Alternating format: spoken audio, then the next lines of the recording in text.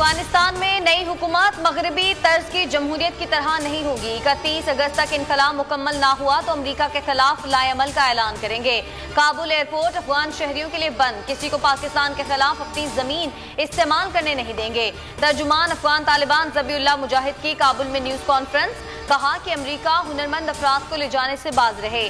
CIA chief को मुल्ला brother से कोई मुलाकात नहीं हुई। अमन शरीयत के कानून में ही सजाओं से आ सकता है। तालिबान के अमीर शेखुल हदीस हैबतुल्लाह अखुंज़ादा जिंदा हैं, अफगानिस्तान में नए निज़ाम का हिस्सा होंगे। 80% यकीन है कि पंजशेर में मामलात मुज़ाकरात से हल हो जाएंगे।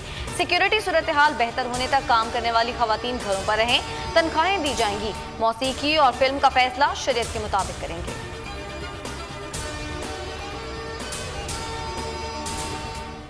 अफगानिस्तान से इनखला की डेडलाइन में तब्दीली नहीं हुई। अमरीकी महकमा दिफा पेंटागन के तर्जुमान का ऐलान, न्यूज़ ब्रीफिंग में बताया कि अगस्त के आखिर तक तमाम अमरीकियों को निकालने की अहलियत रखते हैं। कोशिश कर रहे हैं कि तमाम अमरीकियों को काबुल पहुंचा दें। पाकिस्तान का अफगानिस्तान में अमन मिशन, सियासी और अस्करी क़यादत की मुशावरत। वज़ीर आज़म इमरान खान की ज़ेर सदारत आला सतह का इजलास में अफगानिस्तान की ताज़ा तरीन सूरत हाल और पाकिस्तान के मुस्बत किरदार पर ब्रीफिंग दी गई। मुशीर बराए कौमी सलामती डॉक्टर मुईद यूसुफ की चीनी हम मनसब को वीडियो कॉल।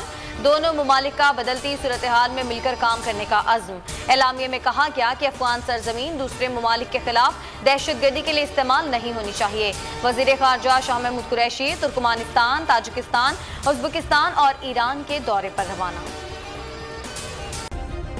सब्सक्राइब करें और बेल दबाएं ताकि कोई खबर रह न जाए।